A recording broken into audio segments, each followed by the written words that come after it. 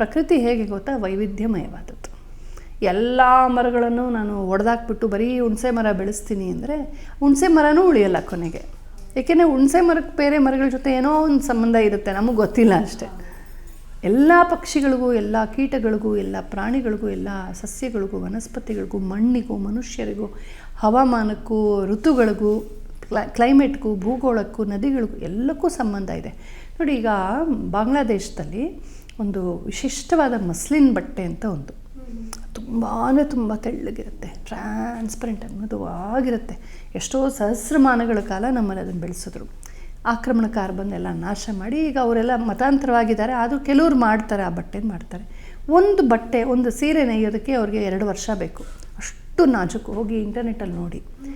ಬಾಂಗ್ಲಾದೇಶಲ್ಲಿ ಅದು ಇತ್ತು.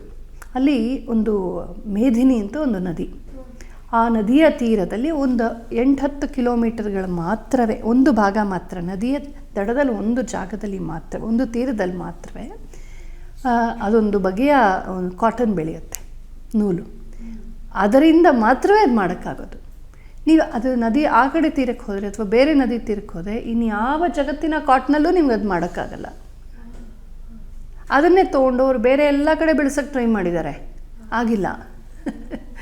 ಆ ನದಿ ತೀರದಲ್ಲಿ, ಆ ಮಣ್ಣಿನಲ್ಲಿ, ಅಲ್ಲಿ ಬೆಳೆಯುವಂಥ ಆ ಸಸ್ಯದ ನೂಲಿಂದ ಮಾತ್ರವೇ ತಯಾರು ಮಾಡೋಕ್ಕಾಗ. ಅಂದರೆ ಪ್ರಕೃತಿ ಹೇಗೆ ಅಲ್ವಾ?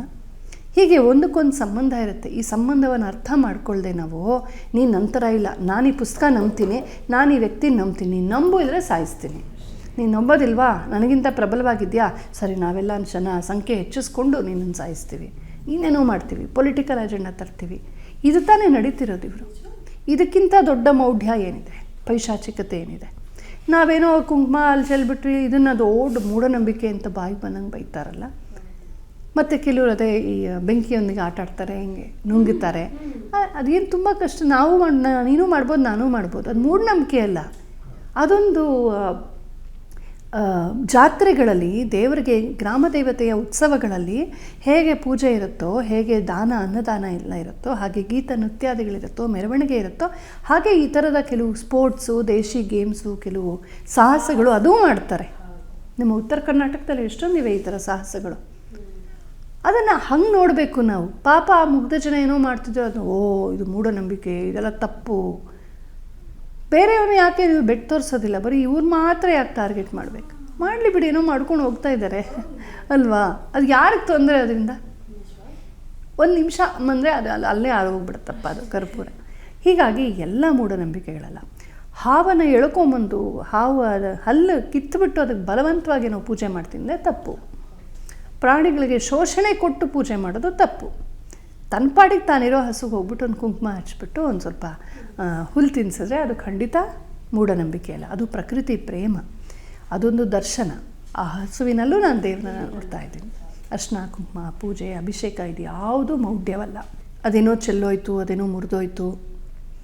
ಕನ್ನಡಿ ಮುರಿಯೋದ್ರ ಬಗ್ಗೆನೂ ಅಷ್ಟೇ, ತನಗತ್ತಾನೆ ಮುರಿದ ಕನ್ನಡಿ ಬಗ್ಗೆನೂ ಅಷ್ಟೇ ತುಂಬ ಹೇಳ್ತಾರೆ. ಅದೊಂದು ಶಕುನ, ಇಲ್ಲ ಅಂತ ಹೇಳಲ್ಲ. ತಾನಾಗಿ ಮುರಿಯಲ್ಲ ಕನ್ನಡಿ, ಏನೋ ಆಗಿರಬೇಕು.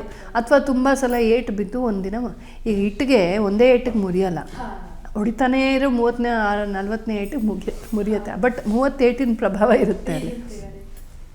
ಹಾಗೆ ಅದೊಂದು ಗಾಜಿನ ವಸ್ತು ಮುರಿದ್ರೆ ಆಶ್ಚರ್ಯ ಇಲ್ಲ. ಆ ಥರ ಇರುತ್ತೆ. ತುಂಬ ಹೆದರ್ಕೊಳ್ಳೋ ಅಗತ್ಯ ಆಯಿತಾ?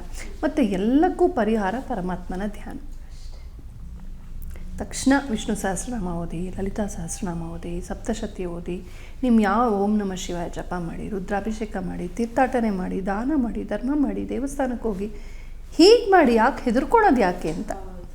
ಸೊ ಹೆದರಿಕೆ ಇದ್ದಲ್ಲಿ, ದುರಾಸೆ ಇದ್ದಲ್ಲಿ, ಶಾರ್ಟ್ಕಟ್ ಬೇಕು ಅನ್ನೋದು ಇದ್ದಲ್ಲಿ ಮೂಢನಂಬಿಕೆ ಬರುತ್ತೆ.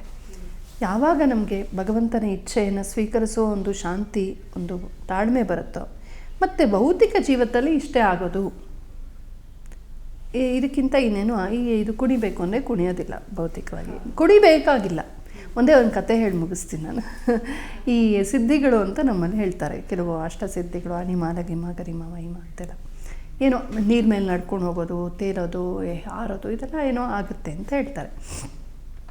ಅದೆಲ್ಲ ಯಾಕೆ ಬೇಕು ಅಂತ ಶೋ ಆಫ್ ಮಾಡಿ ಅದೇ ನಿಮ್ಮ ಬೇಕಾದ್ರೆ ಟಿ ವಿ ವಿಕ್ರಮದಲ್ಲೂ ಒಂದು ಪ್ರೋಗ್ರಾಮ್ ಮಾಡ್ಬೋದು ಅಷ್ಟೇ ಹೊರತು ಅದರಿಂದ ಜೀವನಕ್ಕೇನು ಪ್ರಯೋಜನ ಇಲ್ಲ. ರಾಮಕೃಷ್ಣ ಪರಮಹಂಸರು ಒಂದು ಕಥೆ ಹೇಳ್ತಾರೆ.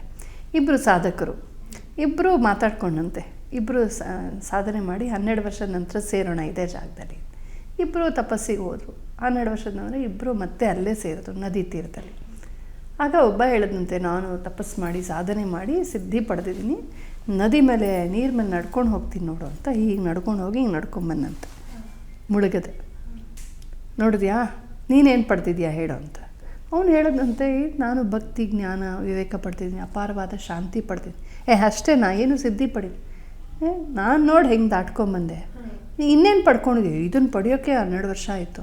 ಅದಕ್ಕೆ ಇವನು ಹೇಳಿದಂತೆ, ನಾನು 8 ಆಣೆ ಕೊಟ್ಟರೆ ಒಬ್ಬ ನಾವಿಕ ನನಗೆ ನದಿ ದಾಟಿಸ್ತಾನೆ, ಅಥವಾ ನಾನೇ ಈಜ್ಕೊಂಡು ಹೋಗ್ತೀನಿ, ಅದಕ್ಕಾಗಿ 12 ವರ್ಷ ತಪಸ್ಸು ಮಾಡಬೇಕಾ, ವೇಸ್ಟ್ ಅಲ್ವಾ ಅಂತ. ಪಡಿಬೇಕಾದದ್ದು ಆನಂದ, ಜ್ಞಾನ, ಮುಕ್ತಿ, ವಿವೇಕ. ಹಾಗಾಗಿ ಜೀವನದಲ್ಲಿ ನಾವು ಅಂತರಂಗವನ್ನು ಶುದ್ಧಗೊಳಿಸ್ಕೊಳ್ಳೋದು, ಶಕ್ತಗೊಳಿಸ್ಕೊಳ್ಳೋದು, ನಮ್ಮ ರಾಮಾಯಣ ಮಹಾಭಾರತ, ನಮ್ಮ ವಿಶಿಷ್ಟವಾದಂಥ ಸಾಹಿತ್ಯ ಏನಿದೆ, ಮಹಾತ್ಮರ ಚರಿತ್ರೆಗಳು, ಇದನ್ನು ನಾವು ತಿಳ್ಕೊಂಡು ಆ ಪ್ರೇಮವನ್ನು, ಸಂತೋಷವನ್ನು, ಜ್ಞಾನವನ್ನು ಹಂಚ್ಕೊಳ್ತಾ, ಅಕಸ್ಮಾತ್ ಜೀವನದಲ್ಲಿ ತೊಂದರೆಗಳು, ನೋವುಗಳು, ಏನಾದರೂ ಆದರೆ ತಕ್ಷಣ ದೇವರ ಧ್ಯಾನ ಮಾಡ್ತಾ ಅದನ್ನು ಎದುರಿಸಿ ಅದನ್ನು ಈಸಬೇಕು, ಇದ್ದು ಜಯಿಸಬೇಕು, ದಾಟಿ ನಾವು ಮತ್ತೆ ನೋಡಿ ಎಲ್ಲ ಕೆಟ್ಟದ್ದು ಕೂಡ ಒಂದು ಮೆಮೊರಿ ಆಗಿಬಿಡುತ್ತೆ ಒಂದು ಕಾಲಕ್ಕೆ. ಆವಾಗ ಹಿಂಗಾಗಿತ್ತು ಅಷ್ಟೇ, ಮುಗ್ದೋಯ್ತು.